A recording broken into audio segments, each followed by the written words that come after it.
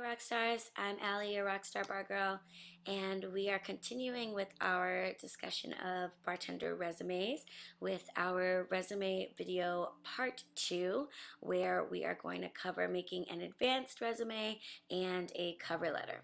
And what I mean by an advanced resume is simply a resume that has some hospitality experience on it.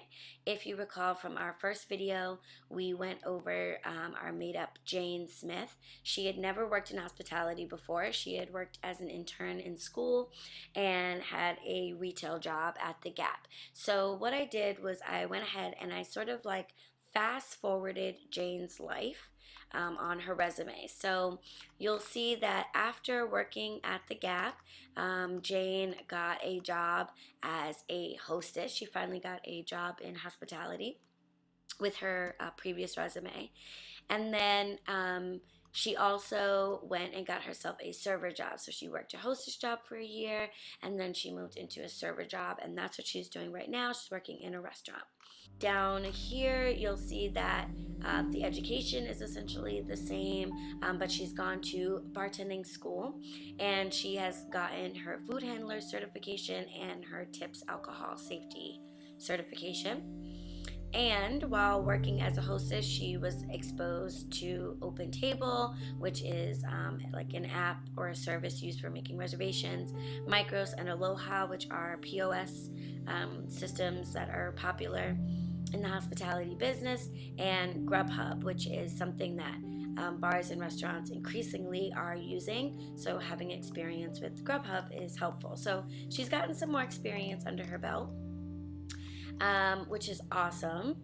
But it means that her resume now doesn't look exactly the way it should. And the first glaring issue with Jane's resume, obviously, is that she is on 2 pages. And like we said before, resumes have to be on 1 page. So the first thing that we want to do is figure out different formatting ways in which to make this resume more concise and fit on 1 page. The other thing we're going to do is we're going to take some of the bullet points that Jane has listed, and we're going to clean them up a little bit. We're going to talk about how to take a good bullet point and make it great. So let's start off with our formatting stuff. So right at the top, I'm going to start off with my picture. So this is the picture that Jane's been using. It's a picture she took of herself, which is totally fine. It's appropriate. But Jane has professional headshots now. So obviously investing in a professional headshot is not a requirement. But if you are able to get headshots, it's definitely preferred that you use that over a selfie or a photo you took yourself. But of course, if you don't have a headshot, that's okay. Don't panic. You can use any photo, and definitely go back to the resume part 1 video where I talk about what an appropriate resume photo is versus one that is not. So we've got my snazzy professional headshot here, and I'm just going to size this. Okay, that looks good. So we've got our headshot, and again, you can play around with the size of that all you want. The next thing that we're going to mess around with are our document margins.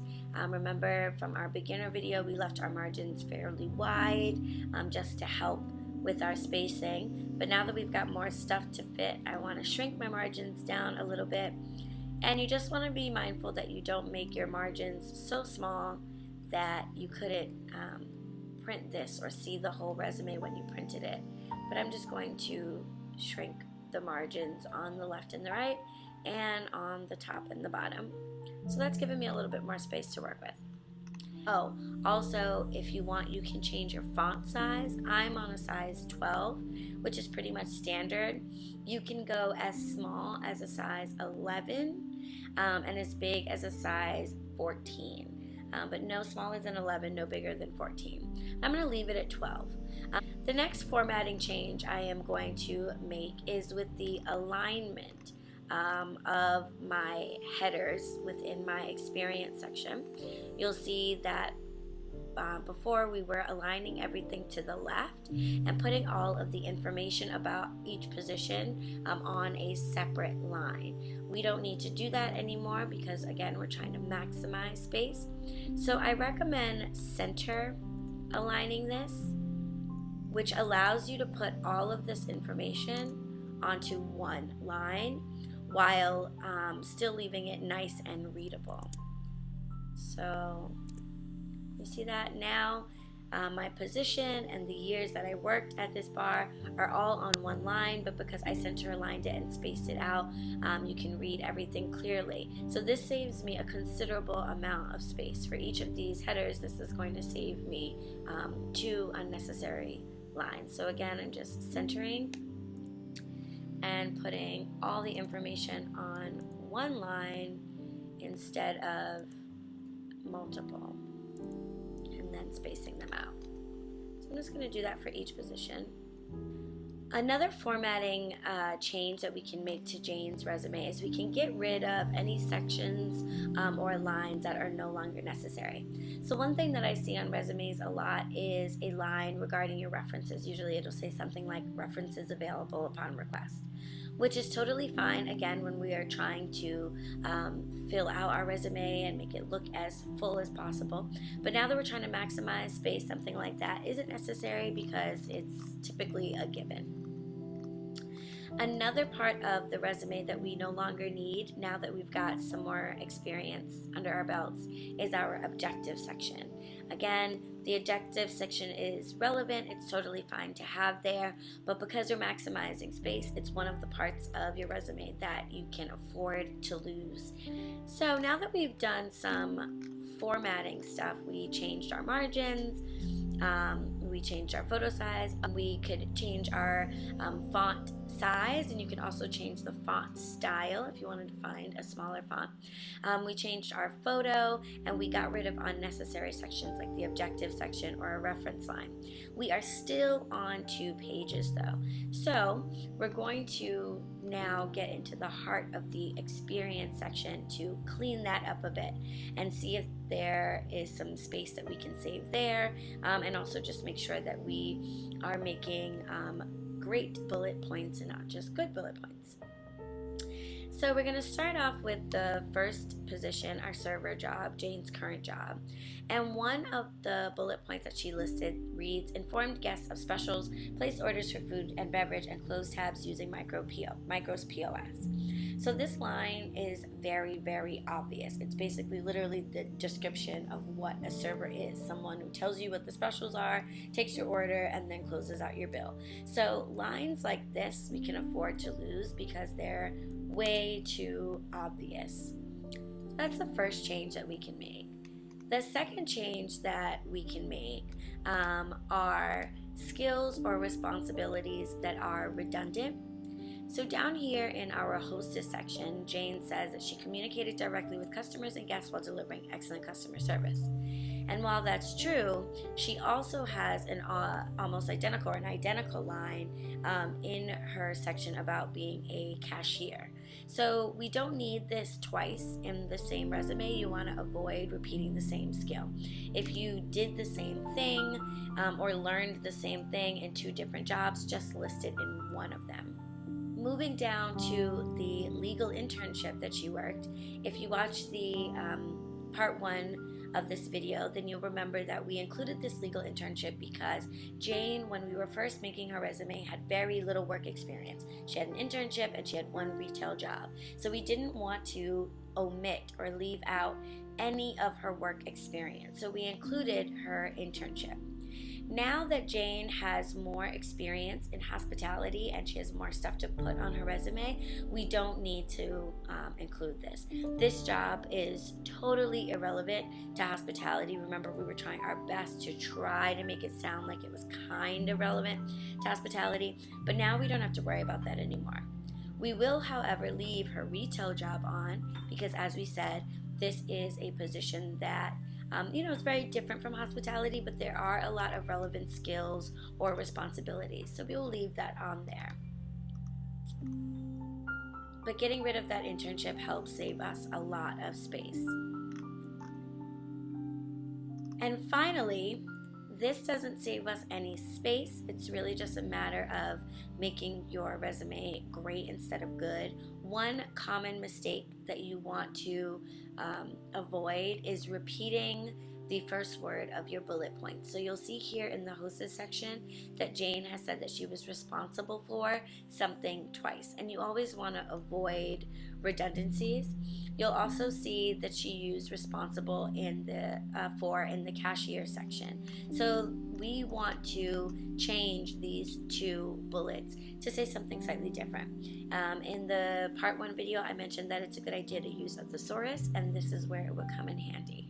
For this first bullet point, I'm just going to get rid of this part and change it to change and organized. And to get rid of the responsible for here, I'm going to change this to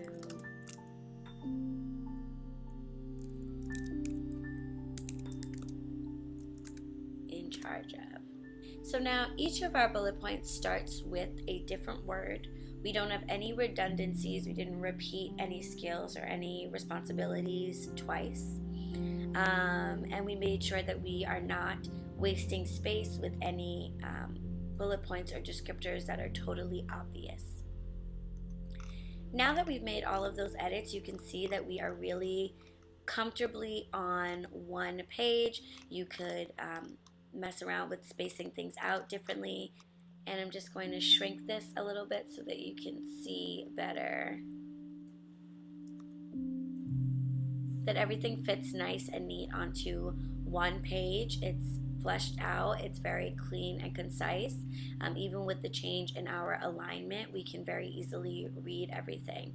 So if you are moving from a beginner's resume to one that's more advanced, these are a couple of tips on how you can clean up the experience section and also maximize your space so you can fit everything on there. If you are like myself and you have a lot of jobs that you can list in the experience section and you start to really run out of space, you can actually go ahead and delete all of these descriptors. This is what I do on my resume because I have 10 plus bartending jobs. Once you start having multiple jobs, it can be very obvious what you're doing at each of them, and so you could literally just list the name of the establishment and the location, your position, and how long you were there, and any manager would be able to gather from that what your responsibilities are. So if you really need to make space, you can feel free to get rid of your bullets altogether and just list all of your jobs there. But for Jane, I'll leave those there. So now let's talk about cover letters. You are, the majority of the time, going to be submitting your resume via email or some type of an electronic application process, in which case you do not need to write a formal cover letter. If you're used to writing a formal cover letter where you mail in your resume, then you're used to a 3-paragraph whole long thing about everything about you. You're not going to do that most of the time here because you're going to be sending your resume by email, but you do want the email to basically be a mini cover letter. You don't want to send a resume with an email that just says hey guys, here's my resume. You want to use this opportunity to put in the email information about you that might not be perfectly obvious from your resume. So I've listed here the key elements that you want to have in any cover letter. You want to introduce yourself, obviously. You want to summarize briefly what your credentials and experience is. You don't want to get too into detail about this because that's what your resume is for. You want to, or at least I like to, touch on why that experience and those credentials make you good for that job. And then I always include my availability in a cover letter. I'll talk a little bit in a minute about why.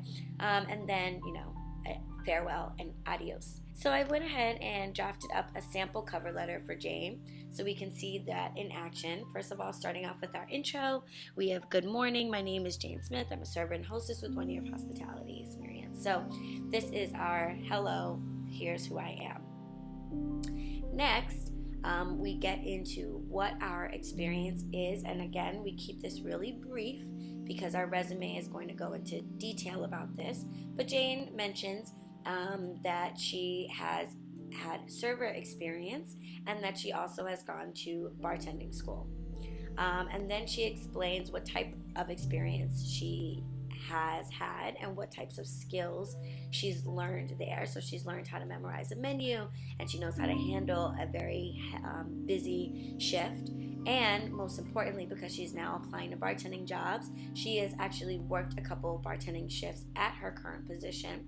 So this is how her experience, this gives you more information about her experience than is obvious on her resume. If you remember, Jane's resume mentioned that she was a hostess and that she was a server, and it goes into the details of what she did in those positions.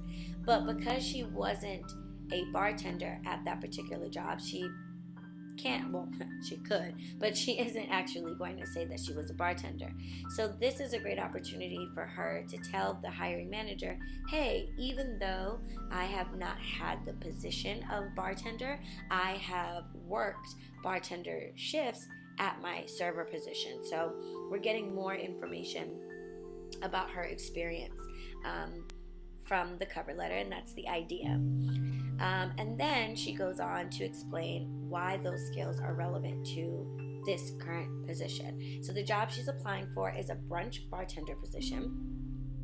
Just briefly about brunch, it's not always the case, but oftentimes brunch shifts are great shifts for bartenders who are just starting out, or for servers who would like to get some bar experience.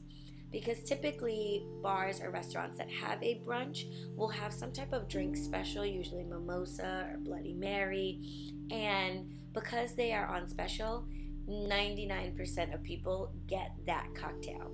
So the brunch bartender, even though they're really busy, doesn't have to make a lot of complicated cocktails, doesn't necessarily have to have the most vast bartending knowledge or cocktail or spirit knowledge, because you're going to be pretty much making like 100 of the same 3 drinks.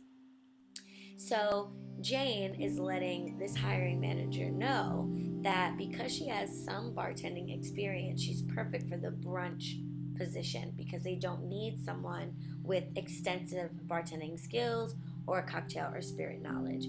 So that's how you tie your experience and your qualifications into specifically that bar or restaurant. So when I'm applying for jobs, pretty much the whole cover letter stays exactly the same for every single job I apply to, but this part of the cover letter I will change depending on what type of bar or restaurant. Then we follow up with our next element, which is our availability. Now, a note about your availability. I know that when you are looking for a job, the temptation is to say that you are fully available because you want to get the job. But I'm going to caution you against that if it's not the case. Okay? If you're in school or you have some other job and there is some limit, or you have a kid who has to go to date, whatever it is, if you have some limit on your availability, go ahead and put that in your cover letter. It's going to save you time in the long run, I promise. It is not in your best interest to make it through the interview process, make it through the training process, and be hired for a job that you can't even take because you can't work the shifts that they need you for. Not every job is going to be able to accommodate your schedule, and so if you get to the end of your training and you can't work the days that they need, then they might have to just say, okay, well, sorry, we've got to look for somebody else. Going through that process is going to cost you time that you could be spending applying for or training at other jobs. So don't be tempted to say that you have open availability if the reality is you don't. Go ahead and be honest and say, I'm available to begin immediately for a part-time position, or I'm available to begin immediately for evenings and weekends. And then finally, Jane just says something nice like, I look forward to hearing from you. Thank you. Best. So this is a sample cover letter. This is what I would expect to see if I'm hiring in your email, with your resume either copy and pasted at the bottom or attached. A little note about attaching your resume. A lot of places don't take attachments. They're worried about viruses, I guess, or something like that. So you may have to copy paste into the body of your resume, or sorry, into the body of your email. If not, and you are sending attachments, I definitely recommend that you save your cover letter, or sorry, you save your resume in a PDF file. So that's an Adobe PDF file. It's pretty much a file type that every computer can open. So rather than sending your Word doc or your Pages doc or whatever word processor you're using, I would recommend saving your resume as a PDF and attaching the PDF. Okay, so that is how we spruce up a beginner's resume to make it a little bit more advanced, a little more relevant to hospitality.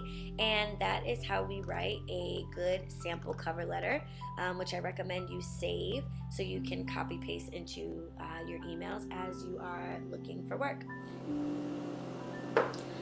Alright guys, so that is everything you need to know about writing a beginner's resume, about writing an advanced resume, and about writing a good cover letter. So I really hope that you found this video helpful. If you did, please make sure to give it a thumbs up down below. If you have any questions or anything you'd like me to explain further, just go ahead and leave a note for me down in the comments. Make sure that you are following me on Instagram at Rockstar_bargirl for weekly tips on things like resumes, job search stuff, and things like that. And of course, subscribe. So I will see you guys in the next video. Bye, Rockstars.